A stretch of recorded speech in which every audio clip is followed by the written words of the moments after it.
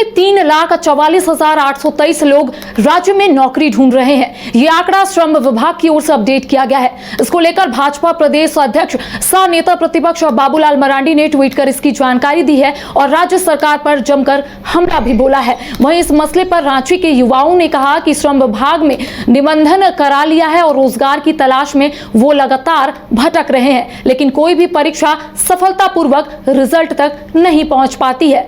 इसके साथ ही युवाओं ने कहा है कि जेएसएससी और जेपीएससी का क्या हाल है ये किसी से छिपा हुआ नहीं है। साथ ही साथ जो युवा है उनका स्पष्ट तौर पर यही कहना है कि सरकार सिर्फ मैयाओं को लेकर गंभीर है, लेकिन मैयाओं के पुत्रों के लिए थोड़ा भी चिंतित नहीं है सरकार।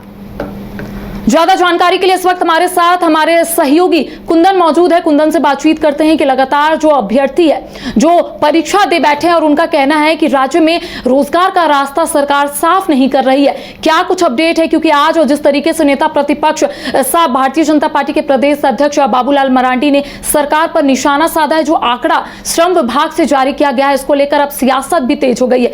युवाओं के साथ साथ नेता प्रतिपक्ष ने क्या कुछ कहा है?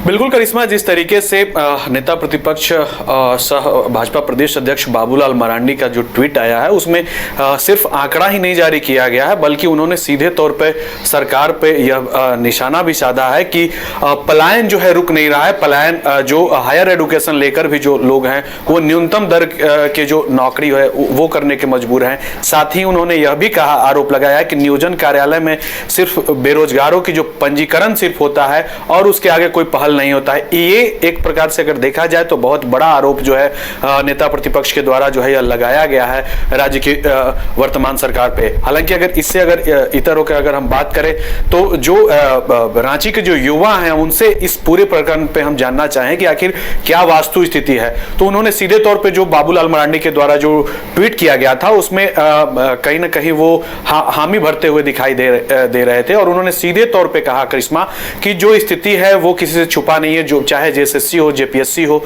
ये जो भी परीक्षा कंडक्ट कराती है तो वो परीक्षा पूर्ण नहीं हो पाता है। कह सकते हैं कि जो पेपर लीक का जो मामला था वो इशारों में वो सीधे तौर पे वो कह रहे थे, उनका जो हाले बयां करने की जो स्थिति थी वो कहीं ना कहीं पेपर लीक की और वो इशारा कर रहे थे। इसके अलावा जो युवा वर्ग थे वो सीधे तौर पे कहते हुए दिखाई दिए कि जो मैया हैं उन्हें तो खुश कर रहे हैं मैया सम्मान देकर, लेकिन जो मैया के पुत्र हैं उनको लेकर भी सरकार को चिंता करना चाहिए, तभी जो उस घर की जो मैया हैं या फिर उनके जो पिता है वो खुश हो पाएंगे। मतलब एक प्रकार से कहिए कि एक घर को खुश करने के लिए सिर्फ महज 2,500 जो मैया सम्मान दिया जाता है वही सिर्फ कारगर नहीं हो सकता है, क्योंकि जब तक उनके पुत्र मतलब जो युवा को अगर नौकरी नहीं मिलती है, बेरोजगार रहते हैं, तो घर में जाहिर सी बात है खुशी जो है उस हद तक नहीं मिल सकती है जो एक घर में मिलना चाहिए था। करिश्मा, चलिए बहुत बहुत धन्यवाद कुंदन हमारे साथ जुड़ने के लिए और तमाम जानकारी हम तक पहुंचाने के लिए। तो देखिए लगातार अब रोजगार को लेकर जो युवा हैं वो सड़कों पर उतर आए हैं। इसके साथ ही नेता प्रतिपक्ष